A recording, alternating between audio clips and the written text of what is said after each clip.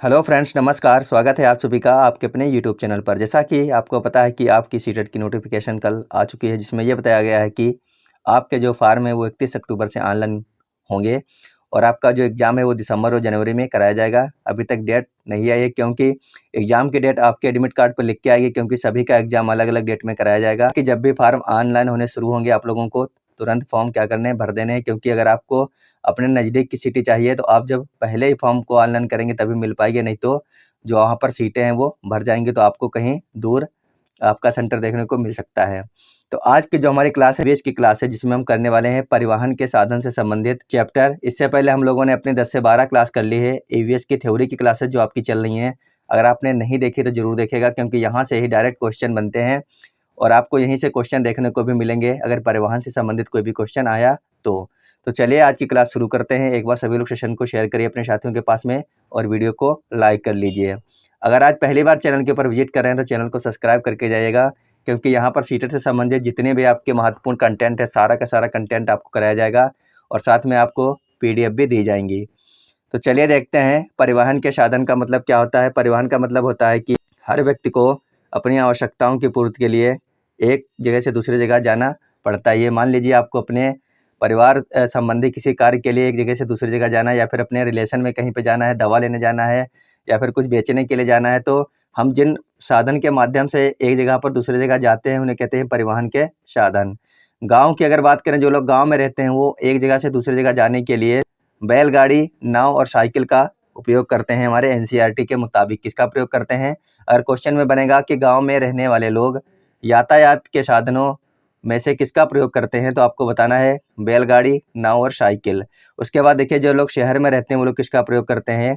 बस का प्रयोग करते हैं, मोटरसाइकिल, मेट्रो, रेल और रिक्शा।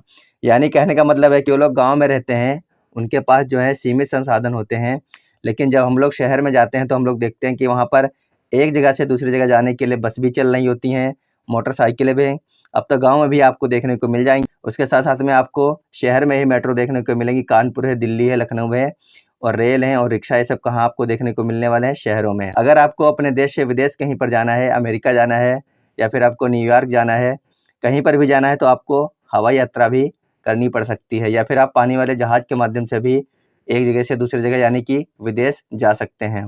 लेकिन पानी वाला जहाज़ जो है वो काफ़ी ज़्यादा महँगा पड़ता है यात्रा करने के लिए, इसीलिए क्या है, विदेश जाने हैं तो हवाई जहाज़ का प्रयोग ज़्यादातर किया जाता है। आप लोग इन सभी चीज़ों को याद रखिएगा। देखिए गाँव में किनका प्रयोग किया जाता है, ये देखिए आपके सामने नाव है और ये बैलगाड़ी है और ये साइकिल है।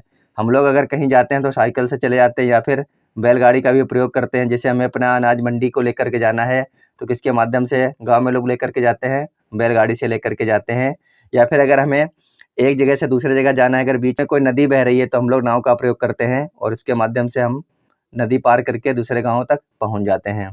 उसके बाद में हम अगर बात करें शहरों की, तो देखिए यहाँ पर आपको मेट्रो देखने को मिलती है। जो लोग दिल्ली गए हैं, लखनऊ गए हैं या फिर कानपुर में रह रहे हैं, तो उन लोगों ने इसका प्रयोग भी किया होगा। बहुतायत मात्रा में अब तक कई लोगों ने इसका प्रयोग किया होगा मेट्रो का।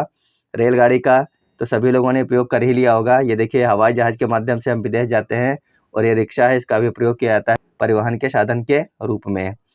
आगे आप लोग देखिएगा कि जो लोग पहाड़ी इलाके में रहते हैं, यानी जो लोग पहाड़ पर रहते हैं, वो लोग घोड़ा का उपयोग करते हैं या फिर खच्चरों का उपयोग करते हैं एक जगह से दूसरी जगह आने जाने के लिए। ये देखिए आप लोग चित्र इसलिए लगाए जाते हैं साथ-साथ में क्लास में कि आपके दिमाग में एक छवि बन सके। जब भी आपका क्वेश्चन पूछा जाएगा तो आपके सामने अगर ये चीज़ ना आ सके जो यहाँ पे लिखा हुआ है, तो कम से कम एक छवि, एक पिक्चर आपके दिमाग में क्रिएट हो सके जब भी आपके सामने क्वेश्चन आए तो। तो पहाड़ी इलाके के जो लोग हैं वो एक जगह से दूसरी जगह पर जाने के लिए घोड़ा गाड़ी या फिर खच्चरों का उपयोग करते हैं, जो कि आपके सामने पिक्चर लगी हुई इसमें आप लोग देख सकते हैं।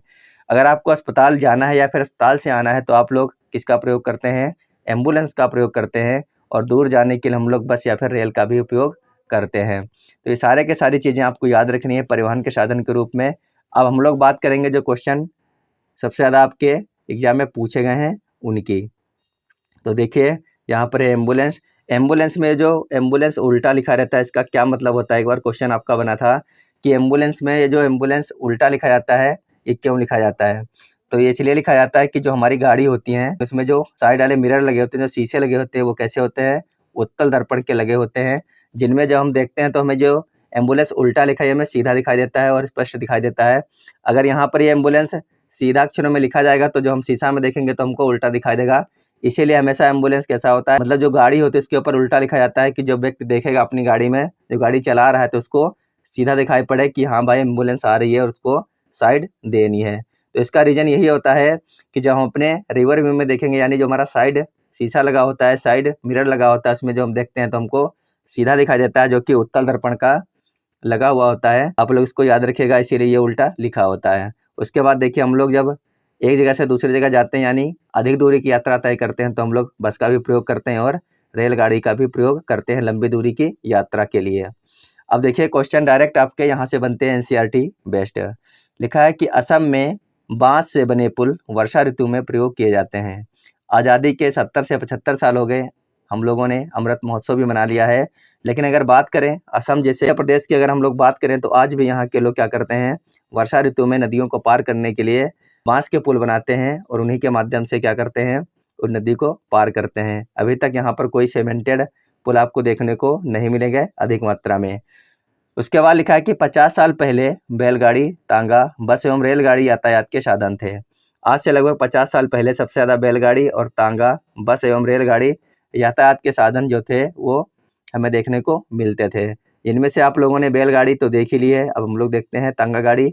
ये आपके सामने तांगा है, इसका भी प्रयोग काफ़ी ज़्यादा किया जाता था आज से 20 से 30 साल पहले, लेकिन अब देखा जाए तो बहुत ही कम मात्रा में इनका प्रयोग किया जाता है। आगे देखिए लिखा हुआ है कि यातायात के हॉर्न से ध्वनि प्रदूषण होता है। देखा होगा कि जो बड़े बड़े हाईवे होते हैं, जब वहाँ पर कोई जाम लगती है, मान लीजिए कोई हाईवे के बीच में एक क्रॉसिंग है रेलवे की, जब थोड़ी देर के लिए फाटक बंद होता है तो आपने देखा होगा कि हज़ारों वाहन क्या होते हैं लाइन में खड़े हो जाते हैं, तो वहाँ पर हमें हॉर्न की आवाज़ भी सुनाई देती है। साथ साथ में इतनी जब गाड़ी खड़ी होती है तो पोल्यूशन भी बहुत ज़्यादा होता है, जो कि जो गाड़ियाँ होती हैं सब कार्बन छोड़ती रहती हैं। तो जो बड़े बड़े हाईवे होते हैं उन पे क्या होता है, यातायात के हॉर्न से ध्वनि प्रदूषण बहुत मात्रा में होता रहता है। तो आप लोग इसको याद रखिएगा, क्वेश्चन एक बार बन चुका है कि सबसे ज़्यादा यातायात का पोल्यूशन कहाँ पर देखने को मिलता है, तो आप लोग याद रखेंगे ये सबसे ज़्यादा हाईवे पर देखने को मिलता है। अगर बात की जाए भारत का जो सबसे बड़ा राष्ट्रीय राजमार्ग है वो है राष्ट्रीय राजमार्ग 44, जो है वो आपका भारत का सबसे बड़ा राष्ट्रीय राजमार्ग है, जिसकी लंबाई 4112 किलोमीटर है, जो कि उत्तर में श्रीनगर यानी कि जम्मू कश्मीर से लेकर के दक्षिण में कन्याकुमारी तक बना हुआ है। तो ये भारत का सबसे बड़ा राष्ट्रीय राजमार्ग है, राष्ट्रीय राजमार्ग 44 यानी 44। आप लोग इसको याद रखेंगे। और जितने भी राष्ट्रीय राजमार्ग होते हैं उन पर जो है सबसे ज़्यादा पोल्यूशन और ये जो यातायात के साधन देखने को में मिलते हैं। आगे लिखा है कि प्रथम बार 16 अप्रैल 1853 को मुंबई से ठाणे के बीच रेलगाड़ी चलाई गई थी। कहने का मतलब है कि जो हमारे देश में पहली रेलगाड़ी चली थी वो 16 अप्रैल 1953 को मुंबई से ठाणे के बीच में चली थी। तो आप लोग इसको भी याद रखेंगे। इसके बारे में थोड़ी सी जानकारी देखिए, आप लोग इसको पढ़ सकते हैं। लिखा है 1853 में 16 अप्रैल को भारत में पहली यात्री रेल बम्बई से ठाणे के बीच चली थी। इस दिन को देश में भारतीय रेल परिवहन दिवस के रूप में मनाया जाता है। 16 अप्रैल भारतीय इतिहास के लिए बहुत अहम दिन माना जाता है। तो हमारे देश में पहली यात्री जो ट्रेन थी वो 16 अप्रैल को चलाई गई थी 1853 में। आप लोग इसको याद रखिएगा, यहाँ से क्वेश्चन बन सकता है डायरेक्ट आपके एग्जाम में। आपसे पूछा जाएगा कि भारत में पहली रेल कब चलाई गई थी, 1853 में, 1852 में, 1854 में। तो आप लोग याद रखिएगा 1853 में चलाई गई थी पहली यात्री रेल। आगे देखते हैं, लिखा है लद्दाख में बच्चे नदी पार करने हेतु ट्राली का सहारा लेते हैं। जो बच्चे लद्दाख में रहते हैं वो लोग क्या करते हैं, नदी पार करने के लिए किसका सहारा लेते हैं, ट्राली का सहारा लेते हैं। लिखा है स्कूल पहुंचने के लिए हमें रोज नदी पार करनी होती है। खूब चौड़ी और गहरी नदी के पार जाती हुई मजबूत लोहे की रस्सी होती है, या दोनों तरफ से भारी पत्थरों या पेड़ों से कसकर बंधी रहती है। ट्राली लकड़ी से बना एक झूला टाइप का होता है, ये देखिए आप लोगों के सामने है। पुली की मदद से इस रस्सी पर सरकती है। हम 4-5 बच्चे एक साथ ट्राली में बैठ जाते हैं और पहुंच जाते हैं नदी के उस पार। तो ये ट्राली कहाँ पर प्रयोग में लाई जाती है, ये ट्राली जो है लद्दाख में प्रयोग में लाई जाती है। जो बच्चे होते हैं स्कूल आने जाने के लिए इसका प्रयोग करते हैं नदी पार करने के लिए। तो यहाँ से क्वेश्चन बहुत बार अब तक आपके एग्जाम में बन चुका है, आप लोग इसको याद रखिएगा। अब देखते हैं आगे देखिए लिखा हुआ है कि गिरनी एक उत्तोलक है, कुएं से पानी खींचने में इसका उपयोग किया जाता है या फिर होता है। ये देखिए आपके सामने एक लकड़ी में घिरनी लगी हुई है जो कुएं से पानी खींचने में सहायता करती है। किसमें करती है? जब हम लोग कुएं से पानी भरते हैं तो इस घिरनी के ऊपर से हमारी रस्सी होकर के नीचे की तरफ जाती है, और जब बाल्टी भर जाती है तो हम खींचते हैं तो हमें क्या होता है, कम ताकत लगाने की ज़रूरत होती है, क्योंकि ये जो है उत्तोलक का कार्य करती है घिरनी। आप लोग इसको याद रखेंगे। क्वेश्चन आपके एग्जाम में बना था कि जो घिरनी होती है पानी भरते वक्त किस चीज़ का कार्य करती है, तो ये एक उत्तोलक का कार्य करती है। आप लोग डायरेक्ट इसको याद रख सकते हैं, यहाँ से क्वेश्चन बन सकता है। आगे आपका पॉइंट लिखा है कि केरल के कुछ भागों में बच्चे पानी को पार करने हेतु वल्लम में बैठकर स्कूल जाते हैं। केरल में ऐसे बहुत से भाग हैं जहाँ पर क्या है, बहुत ज़्यादा पानी देखने को मिलता है, तो वहाँ पर जब बच्चे स्कूल जाते हैं तो फिर क्या करते हैं, वल्लम में बैठ कर के स्कूल जाते हैं। वल्लम हम नाव को भी बोल सकते हैं। लिखा है केरल के कुछ भागों में बच्चे पानी को पार करने के लिए वल्लम यानी लकड़ी से बनी छोटी नाव में बैठकर स्कूल पहुँचते हैं। तो डायरेक्ट यहाँ से क्वेश्चन उठते हैं आपके एग्जाम में, जो कि एनसीईआरटी बेस्ड आपके ये सब पॉइंट दिए गए हैं यहाँ पर, जो हम लोग ये क्लास कर रहे हैं ईवीएस थ्योरी की। क्लास अगर अच्छी लग रही है तो वीडियो को लाइक कर लीजिए, और अगर आज पहली बार आप जुड़े हैं हमारी इस क्लास को देख रहे हैं, चैनल पे आज नए जुड़ रहे हैं, तो चैनल को सब्सक्राइब करके जरूर ही जाइएगा। आगे लिखा है कि रेगिस्तान में ऊँट गाड़ी में बैठकर बच्चे स्कूल जाते हैं। रेगिस्तान की बात की जाए तो हमारे यहाँ राजस्थान में हमें रेगिस्तान देखने को मिलता है। लिखा है कि हम रेगिस्तान में रहते हैं, हमारे यहाँ दूर दूर तक रेत ही रेत नजर आती है। दिन में तो रेत खूब तपती है, हम ऊँट गाड़ी में बैठकर स्कूल पहुँचते हैं। क्योंकि ऊँट को क्या बोलते हैं, रेगिस्तान का जहाज बोला जाता है ऊँट को। जो ऊँट के पैर होते हैं गद्दीदार होते हैं, ये बालू में धंसते नहीं है, तो ऊँट आराम से क्या करते हैं, बालू के ऊपर जल्दी जल्दी चल लेते हैं। तो जो राजस्थान में रहने वाले बच्चे हैं, जो लोग रेगिस्तान में रहते हैं, वो लोग किसका प्रयोग करते हैं, अपने विद्यालय जाने के लिए ऊँट गाड़ी का प्रयोग करते हैं। आगे लिखा है कि गांव में मैदानी भागों में बैलगाड़ी द्वारा बच्चे स्कूल जाते हैं। जैसे कि जहां पर मैदानी भाग है, जैसे कि गंगा जमुना का मैदान हो गया, यानी जो मैदानी क्षेत्र में बच्चे रहते हैं वो लोग किसका प्रयोग करते हैं, विद्यालय जाने के लिए बैलगाड़ी का प्रयोग करते हैं। देखिए लिखा भी है, हम बैलगाड़ी पर बैठकर हरे भरे खेतों में से धीरे धीरे निकलते हुए स्कूल पहुंचते हैं। तेज धूप या बारिश हो तो हम अपनी छतरियां खोल लेते हैं। ये देखिए आपके सामने जो पिक्चर लगी गई है, इसमें आप लोग देख सकते हैं कि जब बच्चों को धूप लग रही है या फिर बारिश होती है तो वो लोग क्या करते हैं, अपनी अपनी छतरी खोल लेते हैं और आराम से अपने स्कूल जाते हैं बैलगाड़ी पर बैठ के। उसके बाद लिखा हुआ है कि बर्फ पर चलने हैं तो बच्चे आपस में हाथ पकड़कर बर्फ पर पैर जमाते हुए चलते हैं। जो बच्चे कि मान लीजिए पहाड़ी इलाके में रहते हैं जहाँ पर बहुत ज़्यादा बर्फबारी होती है, जैसे कि श्रीनगर हो गया, तो वहाँ पर बच्चे क्या करते हैं, जब विद्यालय जाते हैं तो एक साथ जाते हैं, और जब इनको ज़रूरत लगती है कि बर्फ़ काफ़ी ज़्यादा फिसल रही है तो लोग एक दूसरे का हाथ पकड़ लेते हैं और अपने पैर जमाते हुए धीरे धीरे आगे की तरफ बढ़ते हैं। इस प्रकार से अपने विद्यालय तक पहुँचते हैं। तो सारे के सारे पॉइंट जो थे आज की इस क्लास से बहुत ही ज़्यादा इंपॉर्टेंट हैं, और यहाँ से आपको 2 से 3 क्वेश्चन देखने को मिलेंगे आपके एग्जाम में। और अपनी जो हमारी कल की क्लास रहेगी एनसीईआरटी की, उसमें हम लोग परिवहन से संबंधित जितने भी क्वेश्चन हैं सारे क्वेश्चन करेंगे। तो जो लोग आज की क्लास देख रहे हैं वो लोग कल की क्लास जरूर देखेगा कि यहाँ से किस प्रकार के क्वेश्चन उठाए जाते हैं।